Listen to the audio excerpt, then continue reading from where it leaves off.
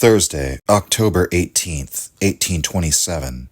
Hegel is here. Goethe esteems him very highly on a personal level, even if some of the fruits of his philosophy are not particularly to his taste.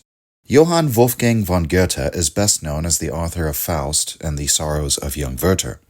He also wrote countless poems. He directed a theater, and he even crafted scientific hypotheses about the color spectrum and botany. Georg Wilhelm Friedrich Hegel, meanwhile, was a superstar among philosophy professors. He wrote The Phenomenology of Spirit, a book that is known for ushering in a new understanding of history and of the dialectic. Hegel is one of the landmark figures of German idealism, considered by many to be the most significant figure after Immanuel Kant. Goethe and Hegel were contemporaries. The two men actually knew one another from Hegel's time at Jena from 1801 to 1806. At this time, Hegel was a young, unsalaried lecturer, and Goethe was the political administrator of the university. Goethe was also an honorary professor who'd had a hand in creating the university's library and setting up its laboratories. The two men visited many times, as Goethe lived in Weimar but often came to Jena. In later years, when Hegel taught at the University of Berlin, he sometimes visited Weimar, and he would often cross paths with Goethe at social occasions. The two were on quite friendly terms, it seems. While both were celebrities in their own right, it should be noted that Hegel's work did not gain widespread popularity outside of Germany, in France and Britain, for example, until after his death. All over Germany, however, his brilliance was lauded. Goethe, meanwhile, was an international celebrity, known all over Europe. Famously, Napoleon himself was a fan of Goethe's Sorrows of Young Werther, and when he invaded Germany, he requested an audience with Goethe in which the two men discussed the book. In spite of Goethe's personal, cordial relationship with Hegel, he found himself ideologically opposed to the entire Hegelian turn in German philosophy. To speak more precisely, Goethe felt that the German obsession with philosophy during this time was actually bad for the Germans. For better or for worse, one of the men responsible for this trend was Hegel himself, whose brilliant philosophical work had contributed to the cultural fixation with philosophy. Goethe felt that a better course for the pursuits of reason would be the study of nature. We ought to turn our eye to the natural world and expand the sciences that give us the knowledge of that world. The increasingly abstract nature of German idealism, concerned as it is with the metaphysical questions of being, turns the eye away from the empirical questions of existence, the mysteries of nature that we experience within the world of the senses. One can get a sense for how Goethe really felt about Hegel's role in German culture by reading Eckermann's conversations with Goethe. Johann Peter Eckermann befriended Goethe and documented his conversations for the last years of Goethe's life. For instance, on Wednesday, February the 4th, 1829, Goethe remarked that, quote, Hegel drags the Christian religion into philosophy where it doesn't belong, end quote. Goethe's own religion was certainly of a peculiar variety. The man was a Hellenist, an enthusiast for the ancient Greek culture, and he was influenced in his worldview by Spinoza, a pantheist.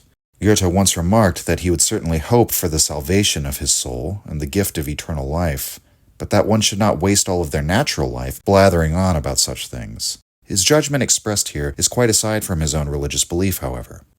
Whether one is a Christian or not, one ought to have the good sense to see that Christianity is fundamentally not a philosophical religion. It is a religion of revelation and of faith, a religion that does not necessarily disrespect reason, and in many cases values reason, but nevertheless establishes itself on faith alone. For centuries, the Christian theologians held that reason is insufficient for providing faith on its own. Christianity originates in mysticism, in religious experience, in zealotry and martyrdom. Perhaps all of the time spent on proving the existence of God is fundamentally missing the point, merely creating the rational doubt that it seeks to eliminate. Hegel is merely one more philosopher who sought such rational proofs, ignoring the warnings of Pascal and others that such a thing was a fool's errand, destined to multiply doubt when faith is what is needed. Goethe expresses a similar sentiment on Tuesday, September 1st of 1829. Eckermann writes that he and Goethe had a conversation in which the two of them agreed that Hegel's lectures proving the existence of God are outdated. Goethe goes on to say, quote, Besides, the nature of God, immortality, the essential character of our soul, and its relationship with our body. These are eternal problems which the philosophers cannot help us with. While the Germans turn themselves inside out with their attempts to solve philosophical problems, the English, with their very practical minds, laugh at us and gain the world." End quote. The English, during this time, had risen to become the predominant hegemonic power of Europe. They'd colonized the New World and India, defeated Napoleon, and created a globe-spanning empire. The Germans had accordingly developed a sense of rivalry with the English. German-speaking states had always been hegemonic to some degree on the European continent, in the form of the Holy Roman Empire or the Austrian Empire. But the Germans had watched enviously while the Portuguese, the Spanish, the Dutch, the English, the French, even the Belgians and Italians began to carve up the world. The Germans had not yet had their chance in the modern era to reign as the geopolitical leader of European civilization. And lest anyone think that this is simply an imperialistic and vain goal, and perhaps it is to some extent, on the other side of that coin, Goethe's own house was sacked by Napoleon's soldiers when they first invaded Germany. Although, as mentioned, he did later meet with Napoleon, Goethe noted in one of his conversations that he of course supported the nationalistic movement to free Germany from French control, known to the Germans as the War of Liberation. In other words, there were good reasons for wanting your state to attain supremacy in Europe. It meant that you couldn't get pushed around. From Goethe's perspective, the pursuit of greatness in the domain of politics or in the sciences provide a practical benefit. Even artistic greatness provides a kind of cultural hegemony. But philosophical greatness is questionable in terms of what it provides to a country or a people. Of what use is philosophy to a people? Especially a people like the Germans who were not yet unified into a coherent single nation. Goethe is doubtful that philosophy can provide any help in this respect.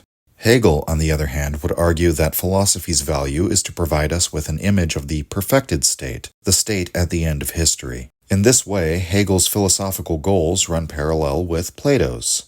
In his dialogues, Plato had also discussed the ideal state and how to achieve it, again by philosophical means. Throughout these conversations, Goethe's remarks on Hegel are not all bad. Usually, even when he criticizes Hegel, there is an accompanying sense of respect. Goethe says on Sunday, February the 15th, 1829, that he believes Hegel is a good critic. Eckermann tells us that Goethe had just read Hegel's review about Johann Georg Hamann in the Berliner Jahrbucher. Hamann was a philosopher from Königsberg, a contemporary of Kant. He was in fact the person who introduced Kant to Hume, the philosopher that woke Kant from his dogmatic slumber.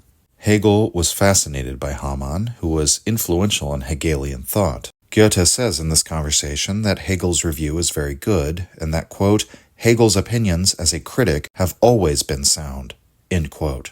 On the other hand, we can really get a sense for how harmful Goethe felt the effect of Hegelian philosophy to be if we consider how he spoke about one of Hegel's own students. On Wednesday, March 28, 1827, Goethe invites Eckermann over to discuss the work of Hermann Friedrich Wilhelm Hinrichs. Hinrichs was mentored by Hegel, and he'd published his lectures on the topic of the plays of Sophocles, explaining and expanding the Hegelian position on tragedy. Eckermann says that he dutifully read the work and then reread the plays of Sophocles so that he could have an informed conversation with Goethe about it. Both men agree that the work is thought-provoking, but that they disagree with almost every word in it. For Goethe especially, this is actually high praise. Goethe offers a wonderful bit of aphoristic wisdom here. Quote, what we agree with leaves us unmoved. Dissent is what makes us productive. End quote. But in the remarks that follow, we can clearly see that Goethe regrets the effects of Hegel's mentorship on Hinrichs' thought. Quote, if I'm honest, it saddens me that a man from the German North Sea coast, like Hinrichs, who was undoubtedly born with a healthy, wholesome mind, should have been so damaged by Hegelian philosophy that all objective natural observation and thought have been drummed out of him, and he has gradually picked up an artificial, ponderous way of thinking and expressing himself, so that we come across passages in his book where our understanding grinds to a halt and we no longer know what we are reading. End quote.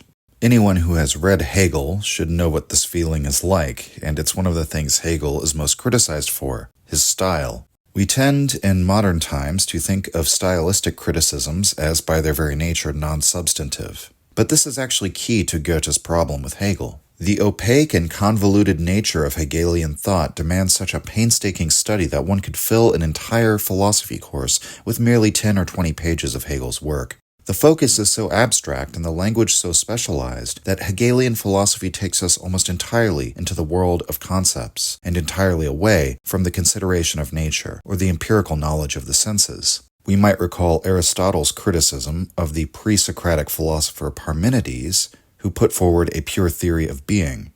Aristotle argued that such an approach turned away from the natural world entirely. In Nietzsche's words, it ties off the veins of empiricism. Goethe is an advocate for objective natural observation, which is to say, the clear expression of what one experiences with the senses, what one sees with their own eyes, hears with their own ears. Goethe's advice to Eckermann as a poet was to simply attempt to give expression to that which was given to him by the senses, that which impressed itself into his perceptions and his feelings in the moment. Writing does not operate by obscuring the truth. The point is rather to make the author's truth shine clear as day. In the example of Hinrich's writing, Goethe argues that the influence of Hegel has had the opposite effect. The funniest anecdote about Goethe and Hegel is the time that Goethe introduced Hegel to his daughter-in-law. This occurred in the autumn of 1827, and the story is related by M.J. Petrie in his introduction to his translation of Hegel's Philosophy of Nature. Quote, "One day, Goethe announced to his daughter-in-law that there would be a guest for lunch, but did not tell her his name, which he had never omitted to do before, and did not introduce the guest when he arrived. Mute bows on both sides. During the meal, Goethe said comparatively little, presumably in order to give free rein to this very talkative guest, who unfolded his thoughts with great logical acumen and in oddly complicated syntax. His increasingly animated exposition, with its quite new terminology, its intellectually elliptical style of expression, and its strange philosophical formulae, finally reduced Goethe to complete silence, though the guest did not notice this. The hostess also listened silently, no doubt, glancing at her papa, as she always called Goethe, in some surprise. When the meal had come to an end and their guest departed, Goethe asked his daughter-in-law, 'Well, how do you like him?' 'How very strange he is. I can't make out whether he's brilliant or crazy. He didn't seem to me to be a very clear thinker.' Goethe smiled ironically. 'Well, well, we have just had lunch with a man who is now the most famous of modern philosophers, Georg Friedrich Wilhelm Hegel.'" End quote.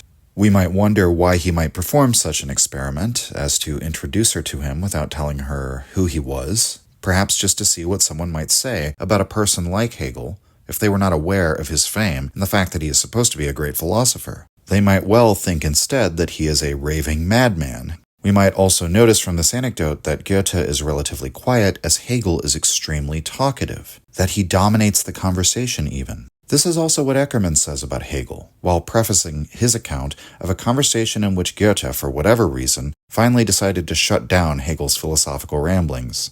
The setting is a tea party that Goethe throws in Hegel's honor on Thursday, October 18th, 1827. Also in attendance is the composer Carl Friedrich Zelter, the man who mentored Felix Mendelssohn among many others, and is credited with renewing interest in the music of Bach. Eckermann writes, quote, "We talked a great deal about Hamann, and Hegel rather monopolized the conversation, speaking about that extraordinary mind with the authority that can only come from serious and painstaking study. The conversation then turned to the nature of dialectics. In essence, said Hegel, it is nothing more than the formalized, systematically trained spirit of contradiction that we all have inside us, a gift that proves its worth in distinguishing between truth and falsehood. If only, interjected Goethe, such intellectual arts and skills were not frequently misused and employed to make the false true and the true false." "That kind of thing does happen," replied Hegel, "but only with people who are mentally ill. Which is why," said Goethe, "I am a great believer in the study of nature. It keeps you sane, because what we are dealing with here is infinite and eternal truth, which has no time for anyone who is not entirely pure and honest in the observation and treatment of his subject. And I am certain that many of those made ill by dialectics would find healing in the study of nature." End quote. Goethe's jab that philosophy is used to make the true false and the false true echoes the same charge against, of all people, Socrates. This charge was leveled by the comedic playwright Aristophanes, and by those citizens who accused Socrates of corrupting the youth. They said that Socrates was a kind of trickster who made the weaker argument stronger, and made the false appear as true. Strikingly, once more in this conversation between Goethe and Hegel, we have an accusation by a playwright that philosophy is often used for this malicious and harmful purpose. When Hegel says that this is only a problem for the mentally ill, we can only see Goethe's response to him as a subtle dig at the fact that Hegel himself might well be considered among the mentally ill, as Goethe's own daughter-in-law remarked when she wondered aloud if he was crazy. The remedy for the insanity brought about by excessive metaphysical speculation is, for Goethe, to be grounded in the physical. Hegel's philosophy remains in the realm of the idea, and accordingly he drifts and detaches from physical reality. Given all of the various remarks that Goethe has made about Hegel's philosophy that we have considered so far, and about philosophy in general, it's hard to read the last sentence that he utters here without feeling the sting of criticism. Those made ill by dialectics would find healing in the study of nature. Eckermann says that the conversation remained convivial, but it seems that the discourse on Hegelian philosophy came to an abrupt end. Eckermann doesn't say what else they spoke about, only that Zelter departed shortly after. Oftentimes, in the history of philosophy, we encounter this criticism from the opposing perspective, such as the perspective of Plato, who wishes to banish the poet from his ideal republic because of the effect that the poets will have on the broader society and culture. Here, in Eckermann's conversations with Goethe, we hear the other side of the story, the poet who distrusts philosophers, who distrusts the effect that they will have on the broader society and culture. From Goethe's perspective, the misuse of philosophy will make the whole culture ill. This notion would later have a profound effect on the likes of Nietzsche, among others. However, it is impossible to say that this conversation had any real impact on the history of thought. The ideas of both men were well established at this point, and both were uncompromising in the first place. It is simply a brief exchange between two great minds, which is illustrative of the fact that 19th century Germany was a relatively small world, and also emblematic of the eternal distrust between the idealist and the empiricist, the intellectual man and the worldly man, between the philosopher and the poet. If you enjoyed the Nietzsche podcast or found it helpful, you can visit us and support the show at patreon.com/untimely-reflections. The link is in the description. Or just share the show with any of your friends that you think might enjoy it or on social media. Thank you for your support.